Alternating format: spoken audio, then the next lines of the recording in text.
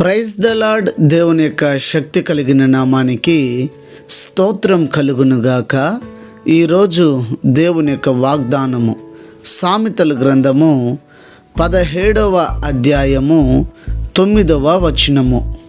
ప్రేమను వృద్ధి చేయు గోరువాడు తప్పిదములను దాచిపెట్టును, జరిగిన సంగతిని మాటి మాటికి ఎత్తువాడు మిత్రభేదము చేయును అని ఇక్కడ రాయబడి ఉన్నది.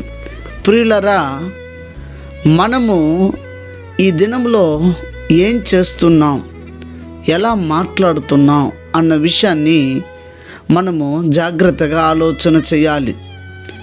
మన చుట్టుపక్కల ఉన్నవారు ఎవరైనా పొరపాటున ఏదైనా తప్పు జరిగినా, లేదా ఒకవేళ తెలిసే చేసి ఉన్నా కూడా మనం ఏం చేయాలంటే ఆ తప్పుని దాచిపెట్టడానికి ప్రయత్నం చేయాలి. మనము క్రైస్తవులుగా ఆ విషయాన్ని మనము మర్చిపోకూడదు. అయితే ఆ చేసిన తప్పుని, పొరపాటుని దాచిపెట్టి మనము ప్రేమను వారికి చూపించినట్లయితే తప్పు చేస్తున్న వ్యక్తి సహితము మార్చబడడానికి అవకాశం ఉంటుంది. అయితే దేవుని యొక్క లేఖనంలో యేసుక్రీస్తు వారిని అప్పగించినటువంటి యూదా తప్పు చేశాడు, నేరం చేశాడు. అయితే నా స్నేహితుడా అని యేసుక్రీస్తు అన్నాడు. నన్ను పట్టించిన దొంగవి అని తాను చేసిన తప్పుని దేవుడు ఎత్తి చూపించలేదు. అయితే దేవాతి దేవుడు తనని స్నేహితుడాని ఎప్పుడైతే పిలిచాడో ఆ పక్షాతాపంతోనే యూదా ఆత్మహత్య చేసుకున్నాడు. ప్రియులరా, మనము ఎప్పుడు కూడా ప్రేమను చూపించాలి. ఎదుటి వ్యక్తి తప్పు చేసినా ఆ తప్పుని దాచిపెట్టి మనము ముందుకు వెళ్ళిపోవాలి. అయితే చేసిన తప్పుని, జరిగిన సంగతులను మాటికి ఎత్తువాడు మిత్ర భేదము చేయునని ఇక్కడ రాయబడి ఉన్నది కదా.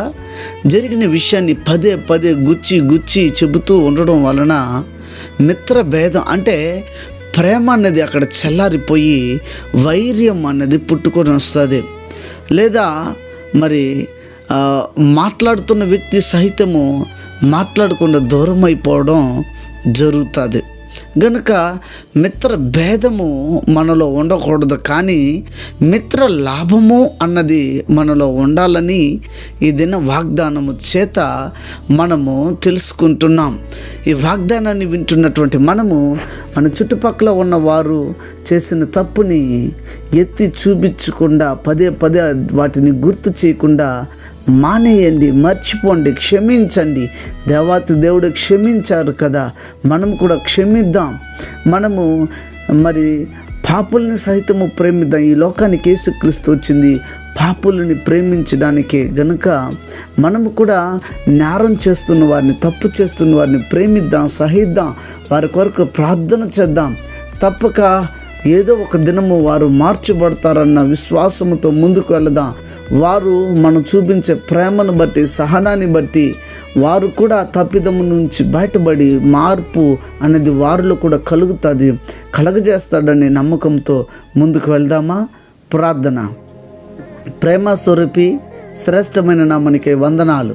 ఈ దిన వాగ్దానం చేత మీరు మాతో మాట్లాడారు, స్తోత్రం. మాలో ప్రభా, మా చుట్టుపక్కల ఉన్న వారిని క్షమించే హృదయము, ప్రేమించే హృదయము దేవుడు దయచేయండి. దేవా, మరి మిత్ర భేదము మా నుంచి తీసేసి మిత్ర లాభం యొక్క హృదయాన్ని మాకు కలగ చేయండి. అనారోగ్యం చేత ఉన్న వారికి ఆరోగ్యము, ఆర్థిక ఇబ్బందులు ఉన్న వారికి విడుదల, రక్షణ లేని ప్రజలకు రక్షణనిచ్చి ప్రతి వారిని రాకడికి సిద్ధపరచమని క్రీస్తు పేరిట వేడుకొని ఉన్నాము తండ్రి. ఆమెన్. God bless you. దేవుడు మిమ్మల్ని దీవించి ఆశీర్వదించునుగాక. ఆమెన్.